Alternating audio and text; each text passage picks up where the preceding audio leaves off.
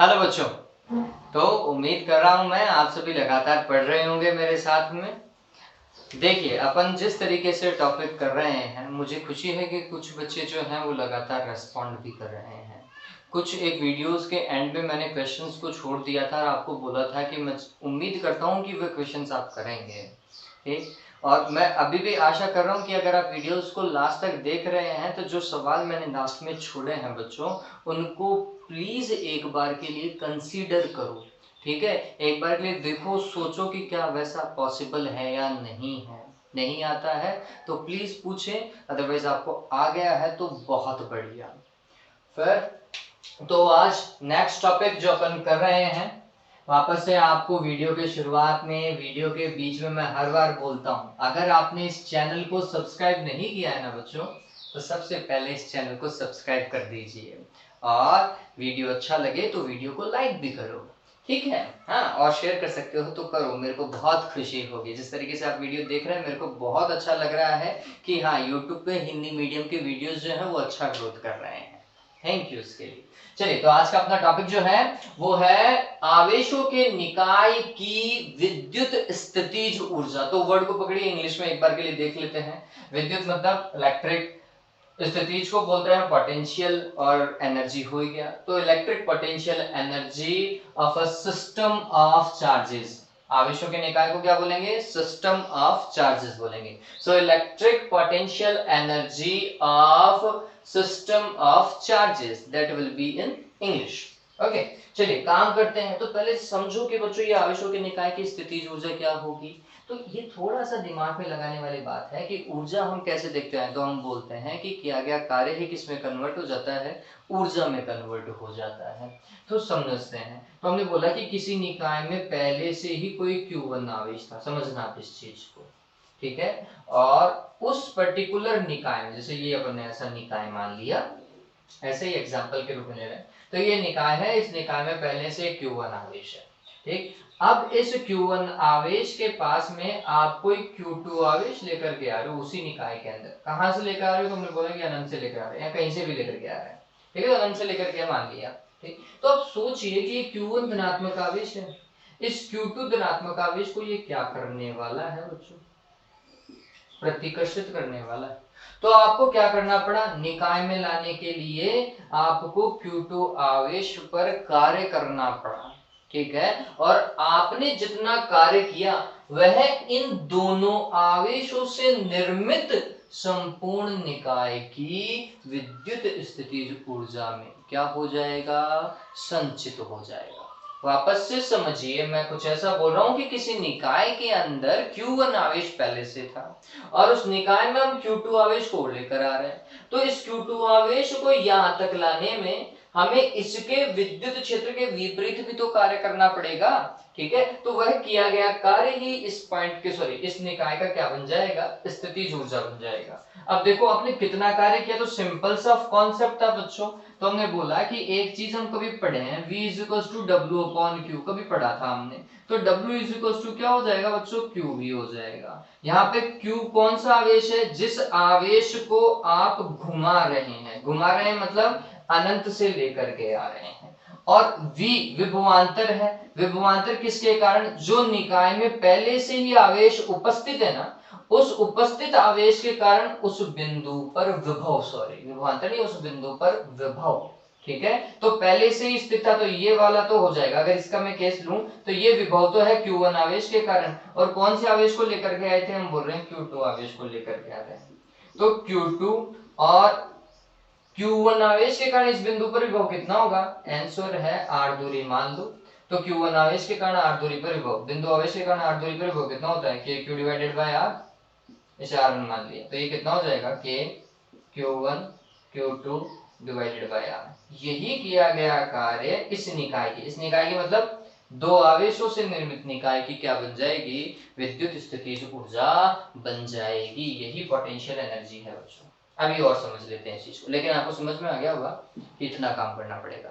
तो कुल मिलाकर के अगर हमें किसी निकाय की विद्युत स्थितिज ऊर्जा की बात करनी है ना, तो हम बोलेंगे कि निकाय में आवेशों को अनंत से निकाय के विभिन्न बिंदुओं तक लाने में या विभिन्न स्थितियों तक लाने में किया गया जो कार्य है, वही कार्य उस निकाय की विद्युत स्थितिज ऊर्जा के रूप में संचित हो जाता है। वापस से मैं रिपीट कर रहा हूं, किसी निकाय की विद्युत स्थितिज ऊर्जा को इस प्रकार परिभाषित किया जा सकता है, या फिर विद्युत स्थितिज ऊर्जा को किए गए कार्य के द्वारा प्रदर्शित किया जा सकता है, जो कार्य अनंत से विभिन्न आवेशों को निकाय के विभिन्न बिंदुओं तक लाने में किया जाता है। ये बात ध्यान में रखिएगा, ठीक है।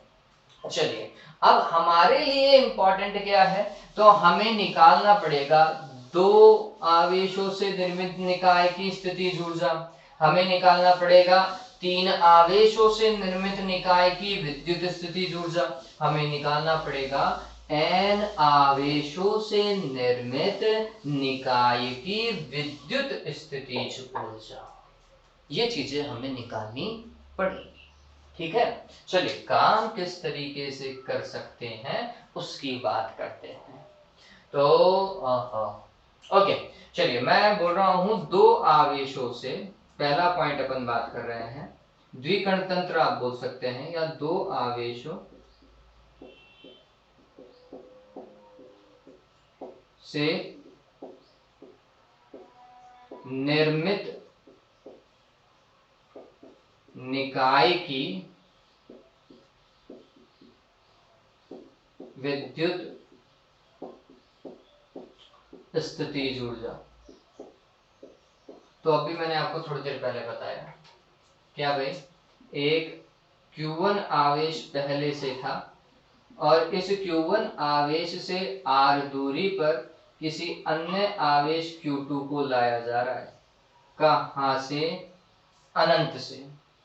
तो इस प्रकार Q2 आवेश को लाने में किया गया कार्य, r दूरी तक लाने में किया गया कार्य, इस निकाय की मतलब इन दोनों कणों से या दोनों आवेशों से बनने वाले निकाय की विद्युत स्थितिज ऊर्जा के रूप में परिभाषित होगा। तो हमने कितना कार्य किया, तो हमने बोला कि हमारे द्वारा किया गया कार्य ही स्थितिज ऊर्जा है। और बच्चों, स्थितिज ऊर्जा को U के द्वारा प्रदर्शित करते हैं, या तो आप PE बोलो पोटेंशियल एनर्जी, या फिर U लिखो, ठीक। और ये किए गए कार्य के बराबर। किया गया कार्य कितना, तो आप आवेश कौन सा Q2 आवेश को लेकर के आ रहे हो और इस P बिंदु तक लेकर के आ रहे हो, तो हमने बोला पोटेंशियल एट P पॉइंट। यहाँ पर पोटेंशियल एट P पॉइंट मतलब विभव P बिंदु पर। विभव P बिंदु पर कौन से आवेश के कारण था? Q1 आवेश के कारण था। तो ये कैसे होगा, तो हमने लिखना है इसको Q2 इंटू Q1 आवेश के कारण विभव कितना, K Q1 divided by R। तो ये हो जाएगा कितना, K Q1 Q2 divided by R। दो आवेशों से निर्मित निकाय की विद्युत स्थितिज ऊर्जा, K को आप निर्वात में 1/4 पाई एप्सिलॉन नॉट भी लिख सकते हैं, ठीक है। चलिए, अब इस चीज को थोड़ा सा गौर करते हैं। क्या गौर करने लायक बात है, ये बात ध्यान में रखिएगा। निकाय की विद्युत स्थितिज ऊर्जा धनात्मक और ऋणात्मक दोनों हो सकती है। किस तरीके से हो सकती है, तो समझिए, यदि Q1 और Q2 दोनों ही प्लस के हों, या फिर Q1 और Q2 दोनों ही माइनस के हों, मतलब अगर इनकी प्रकृति समान हो, है ना, दोनों आवेशों की प्रकृति समान हो, तो स्थितिज ऊर्जा कैसी होगी बच्चों? प्लस की होगी या माइनस की होगी? गौर करो, एक प्लस के आवेश को दूसरे प्लस के आवेश से गुणा करेंगे तो वैल्यू प्लस की ही आएगी। तो हमने बोला स्थितिज ऊर्जा भी हमारी कैसी आएगी? धनात्मक आएगी, ठीक है। अगर एक आवेश माइनस का है तो दूसरा भी माइनस का है, तो फिर माइनस को माइनस से मल्टीप्लाई करोगे, वापस से धनात्मक आएगी। तो यदि दोनों आवेशों की प्रकृति समान होती है तो फिर स्थितिज ऊर्जा कैसी आती है? धनात्मक आती है। लेकिन यदि एक आवेश प्लस का और दूसरा आवेश माइनस का हो, या फिर एक माइनस का और दूसरा प्लस का हो, मतलब आवेशों की प्रकृति क्या हो? विपरीत हो। विपरीत तो मतलब क्या होगा? एक प्लस को माइनस से गुणा करोगे, क्या आएगा? प्लस और माइनस को गुणा करने पर वैल्यू माइनस की आती, तो इसका मतलब उस केस में स्थितिज ऊर्जा कैसी आएगी? ऋणात्मक आएगी। तो ये बात ध्यान में रखना, समान प्रकृति के आवेशों के युग्म के लिए विद्युत स्थितिज ऊर्जा धनात्मक एवं विपरीत प्रकृति के आवेशों के युग्म के लिए विद्युत स्थितिज ऊर्जा ऋणात्मक प्राप्त होती है। यहां से एक कॉन्सेप्ट और बनता है। क्या बनता है बच्चों? आपने गुरुत्वीय स्थितिज ऊर्जा पढ़ रखी है। अगर फॉर्मूला दिमाग में आ रहा हो आपको, तो गुरुत्वीय स्थितिज ऊर्जा बताओ, धनात्मक होती है ऋणात्मक होती है? क्या होती है? ऋणात्मक बच्चों। माइनस का G(m1m2) divided by R, formula बता रहा हूं मैं आपको। गुरुत्वीय स्थितिज ऊर्जा की प्रकृति सदैव ऋणात्मक होती है, जबकि विद्युत स्थितिज ऊर्जा, पता चल गया, धनात्मक भी हो सकती है और ऋणात्मक भी हो सकती है। इस चीज को ध्यान में रखेंगे, ठीक है? चलिए, तो ये समझ में आ गया दो आवेशों से निर्मित निकाय की स्थितिज ऊर्जा। अब अपन बोल रहे हैं तीन आवेशों से निर्मित निकाय की स्थितिज ऊर्जा, और ये वाला पॉइंट इंपॉर्टेंट है, इसे तो न्यूमेरिकल में यूज करेंगे, और जो अपन डेरिवेशन करने वाले हैं वो 2 मार्क का क्वेश्चन पूछा जा सकता है भाई, ठीक है? तो आरबीएससी के पर्पस से अगर मैं इस चीज को देख रहा हूं तो बच्चों 2 मार्क का बढ़िया सवाल है ये, और इसको देखो भी, क्योंकि जब एन आवेशों के निकाय के लिए निकालूंगा ना, तो उसी डेरिवेशन को कंटिन्यू करेंगे, वैसी की वैसी डेरिवेशन करनी पड़ेगी।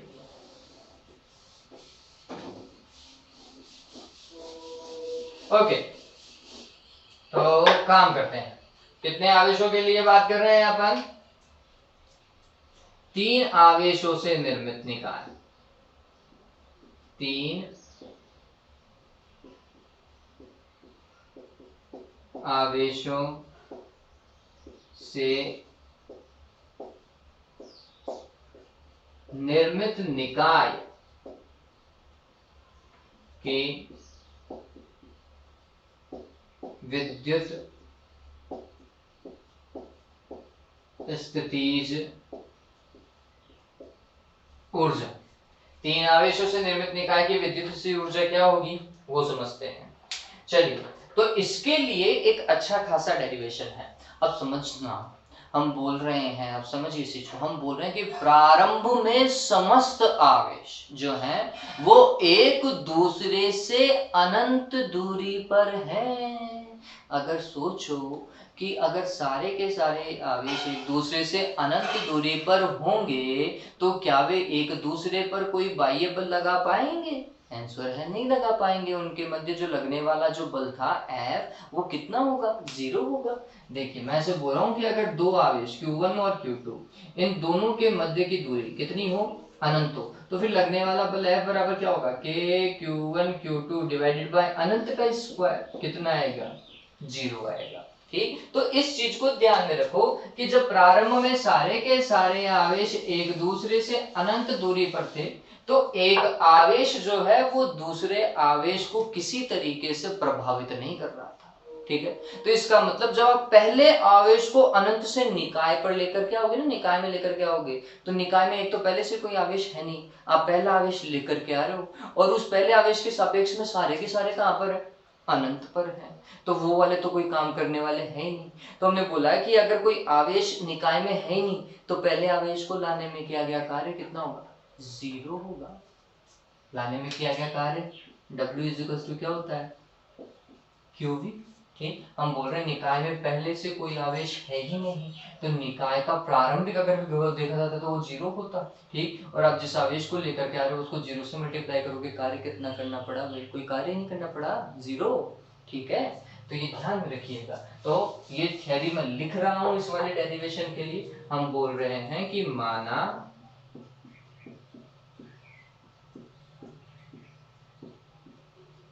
प्रारंभ में समस्त आवेश, ये स्टेप 1 है, आवेश एक दूसरे से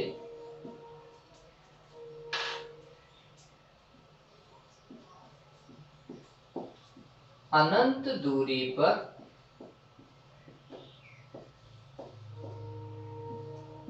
स्थित है, अतः निकाय में प्रथम आवेश Q1 को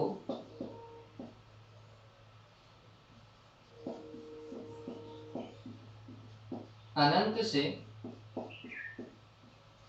लाने में किया गया कार्य भी शून्य होगा। तो पहले आवेश को लाने में किया गया कार्य W1 हमने कितना लिखना है, 0 लिखना है। लेकिन अब हमारे वाले निकाय में एक आवेश आ चुका है, वो आवेश कौन सा है बच्चों, Q1 है। ये बात ध्यान में रखना, ठीक है। अब पहले की तरह निकाय में कोई आवेश नहीं है, अब निकाय में आवेश है कितना, Q1, ठीक। अब नेक्स्ट पॉइंट, स्टेप 2। अब Q2 आवेश को और लेकर के आ रहे हैं, कहां से, अनंत से लेकर के आ रहे हैं। तो Q1 पहले से था और Q1 के साथ में Q2 को और लेकर के आ रहे हैं, तो क्या होगा भाई, Q2 क्या करेगा, Q2 प्रतिकर्षित होगा या कैसे भी होगा, आकर्षित होगा, डिपेंड करता है कि Q1 कैसा था, ठीक है। तो अब हम क्या बोल रहे हैं वो समझिए। अब द्वितीय आवेश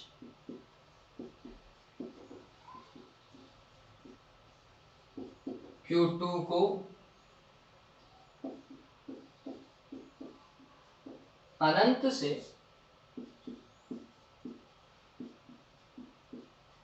निकाय में लाने में किया गया कार्य। तो अब इस चीज को समझिए बच्चों कि निकाय में पहले से कौन सा आवेश था, Q1 आवेश था, और अब Q2 आवेश को लेकर के आ रहे हो, और निकाय में इनके बीच में कुछ दूरी तो रखोगे, वो दूरी हमने मान ली, देखो 1 और 2 आवेश था इसलिए हमने उस दूरी को मान लिया R12। ये Q2 आवेश आप लेकर कहां से आए, आंसर है अनंत से लेकर के आए थे, ठीक है। तो कितना कार्य करना पड़ा, अभी थोड़ी देर पहले अपन ने निकाला है बच्चों इस चीज को। तो ये किया गया कार्य W2 होगा, Q2 आवेश को लेकर के आ रहे हैं, ठीक, ये बात ध्यान में रखना। तो यहाँ पर विभव आ जाएगा, वो विभव कितना होगा वो कैलकुलेट कर लेंगे अभी। तो Q2 इंटू विभव कौन से के कारण, Q1 के कारण, ठीक है, Q1 के कारण विभव, और कितना था ये, तो हमने लिख दिया कि Q1 डिवाइडेड बाय दूरी, देखो R12 है इस बार, चलिए। तो अब ये कितना आएगा, आंसर है कि Q1 Q2 divided by R12, समीकरण नंबर 2। गौर करो बच्चों, ये वाली चीज हमें पता है कि Q1 Q2 divided by R12 क्या था, दो आवेशों से निर्मित निकाय की विद्युत स्थितिज ऊर्जा थी, ठीक है। चलिए अब तीसरा आवेश लेकर के आते हैं, दो आवेश आ चुके हैं, है ना, और हमें कितने आवेशों के लिए निकालना है, 3 आवेशों के लिए निकालना है। तो अपन अब तीसरे पॉइंट के ऊपर आ रहे हैं, स्टेप 3 के ऊपर आ रहे हैं बच्चों। तो हमने लिखा आवेश Q3 को निकाय में अनंत से लाने में किया गया कार्य। हाँ भाई, तो बोल रहे हैं कि पहले एक Q1 आवेश आ चुका है, Q2 आवेश भी आ चुका है, अब कौन से को लेकर के आ रहे हैं, Q3 आवेश को लेकर के आ रहे हैं। कहां से लेकर के आ रहे हैं, अनंत से लेकर के आ रहे हैं। चलिए भाई, Q3 आवेश के ऊपर अब विभव कौन लगा सकता है, तुमने बोला Q1 आवेश भी यहाँ पर कुछ विभव लगाएगा और Q2 आवेश भी यहाँ पर कुछ विभव लगाएगा, ठीक है। मतलब Q1 के कारण भी यहाँ पर कुछ विभव होगा, Q2 के कारण भी यहाँ पर कुछ विभव होगा, ये बात ध्यान में रखिएगा। तो कुल विभव इस बिंदु पर क्या होगा, Q1 के कारण विभव प्लस Q2 के कारण विभव, ये बात ध्यान में रखें। अभी दूरी में बता देता हूँ, तो 1 और 3 के बीच में है दूरी, इसलिए इस वाली दूरी को लिखोगे R13, और ये वाली अगर आप देखोगे तो 2 और 3 के बीच में, तो अपन इसको लिखेंगे R23 दूरी, ये बात ध्यान में रखिएगा। थोड़ी जगह कम थी इसलिए मैंने कंजस्टेड बना दिया है इस डायग्राम को। चलिए काम कर लेते हैं। तो किया गया कार्य W3 अपन लिख रहे हैं, आवेश कौन सा लेकर के आ रहे हैं, तो आंसर लिखा Q3, और उस Q3 आवेश पर विभव कौन कौन से के कारण लग रहा है, तो Q1 व Q2 के कारण विभव, Q1 व Q2 के कारण विभव, इससे मल्टीप्लाई करेंगे। देखिए Q3 तो ऐसा का ऐसा, और Q1 के कारण विभव कितना K Q1, दूरी देखो Q1 की इससे R13 है क्या, तो यहाँ पे R13 लिखोगे, प्लस Q2 के कारण, Q2 आवेश के कारण कितना K Q2 डिवाइडेड बाय दूरी देखो, दूरी कितनी है R23, यही होगा। चलिए अब देखो इसको मल्टीप्लाई करो तो क्या हो जाएगा K Q1 Q3 divided by R13 plus K Q2 Q3 divided by R23, यही तो है। समझ में आ रही है ये चीज। चलिए तो ये किया गया कार्य होगा, ठीक है, ये क्या है, किया गया कार्य, कौन से आवेश को लाने में, तीसरे आवेश को। तो अपन ने अलग अलग देखा, पहले आवेश को लाने में किया गया कार्य, फिर दूसरे आवेश को लाने में किया गया कार्य, और फिर तीसरे आवेश को लाने में किया गया कार्य। तो अब कुल कार्य कितना होगा, और ये बात ध्यान में रखो कि किया गया कुल कार्य ही निकाय की विद्युत स्थितिज ऊर्जा के रूप में संचित होगा। तो हमने बोला अतः तीन आवेशों से निर्मित निकाय की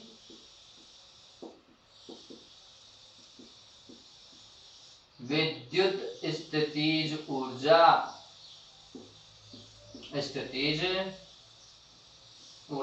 क्या होगी, W किया गया कार्य के बराबर होगी, और वो क्या होगा W1 plus W2 plus W3 होगा। देखिए W1 कितना 0, W2 कितना, तो हमने लिखा K Q1 Q2 divided by R12 था, देखो मेरे हिसाब से R12 ही है, ये R12।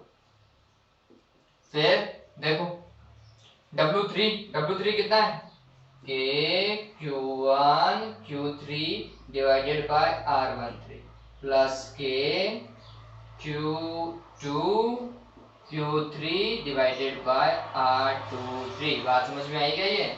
यही किया गया कार्य किसके बराबर है, इस तीन आवेशों के निकाय की स्थितिज ऊर्जा। अब देखो मैं जीरो हटा रहा हूं, जीरो को जोड़ने से फर्क थोड़ी पड़ जाएगा, कोई फर्क नहीं पड़ेगा, ठीक है। तो ये ध्यान में रखो, तीन आवेशों से निर्मित निकाय की स्थितिज ऊर्जा कितनी है, K Q1 Q2 divided by R12 plus K Q1 Q3 divided by R13 plus K Q2 Q3 divided by R23। ये डेरिवेशन दिमाग में रख लो, पूछा जाता है, ठीक है। चलो अब चार आवेश आएंगे तो कैसे करेंगे, तो बार बार ये थोड़ी करते रहेंगे। तो हमने बोला लॉजिक बनाओ, लॉजिक कैसे बनाएंगे वो समझिए, बहुत सिंपल सा बताता हूँ। तो ये तीन आवेशों से निर्मित हो गया। देखिए अब जब n आवेशों से निकालेंगे ना बच्चों, तो n आवेशों से निर्मित निकाय की विद्युत स्थितिज ऊर्जा, ये वाला इतना उतार लीजिएगा। अगला डेरिवेशन क्या है, n आवेशों से निर्मित, कितने आवेशों से निर्मित है, स्मॉल n आवेशों से निर्मित निकाय की विद्युत स्थितिज ऊर्जा। वापस से डेरिवेशन करना पड़ेगा, वापस से आएगा, ठीक है। तीन आवेश तक निकाल लेंगे, ठीक है। फिर उसके बाद में निकालेंगे चार आवेशों के लिए। तो हमने बोला इसी प्रकार चार आवेशों के लिए क्या आएगा, समझना। मैं अगला पॉइंट ले रहा हूं, पहले अपन ने दो आवेशों के लिए लिखा, फिर तीन आवेशों के लिए लिखा, और सी पॉइंट है एन आवेशों के लिए। और एन आवेशों के लिए पूरा उतारना है, यहां तक पूरा उतारना है, ये बात ध्यान रखना। इसके आगे क्या करेंगे वो समझने वाली बात है। तो हमने बोला कि अतः चार आवेशों के निकाय के लिए स्थितिज ऊर्जा, और फिर एन आवेश पे आ जाएंगे, ठीक है। तो अपन ने लिखा, ये यहां तक हो ही गया था। अब मैं स्टेप 4 के ऊपर आ रहा हूं। तीन आवेशों से निर्मित निकाय की विद्युत स्थितिज ऊर्जा निकल गई है। अपन लिख रहे हैं चार आवेशों से निर्मित निकाय की विद्युत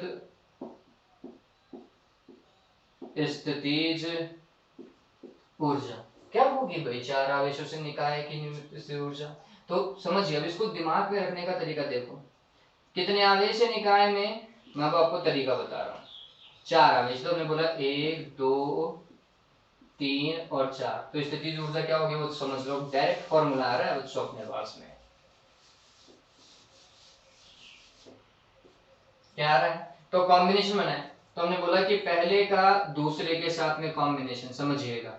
तो हमने लिखा 4 आवेशों से निर्मित निकाय की स्थिर ऊर्जा, पहला के पहला आवेश और दूसरा आवेश डिवाइडेड बाय उनके बीच की दूरी r, और ये 1 और 2 है तो यहाँ पे r12 लिखोगे।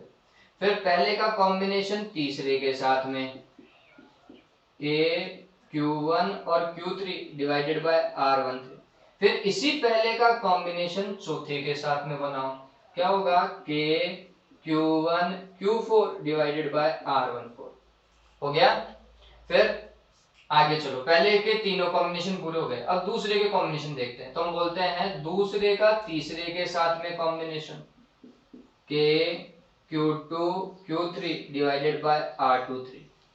फिर दूसरे का चौथे के साथ में combination Q2 Q4 divided by R24। हो गए, दूसरे के भी आगे के पूरे हो गए। अब तीसरे पे आओ, तो तीसरे का हमने चला तीसरे से आगे, तीसरे का चौथे के साथ नहीं है और तो हुए हुए पड़े हैं, दूसरे से लिख चुके हैं, पहले से भी लिख चुके हैं, बचा किसके साथ में, चौथे के साथ में तो बच गया Q3 Q4 divided by R34। बात समझ में आई क्या? इस तरीके से इस निकाय की क्या निकाली जाएगी, विद्युत स्थितिज ऊर्जा, आसानी से आप याद कर सकते हैं। ठीक है, अब हम चौथे के बाद में मतलब 4th पॉइंट के बाद में लिख रहे हैं step 5th and that is final. अब n आवेशों के लिए, और ये समझ लो बच्चों, जल्दी से समझ में नहीं आती है ये।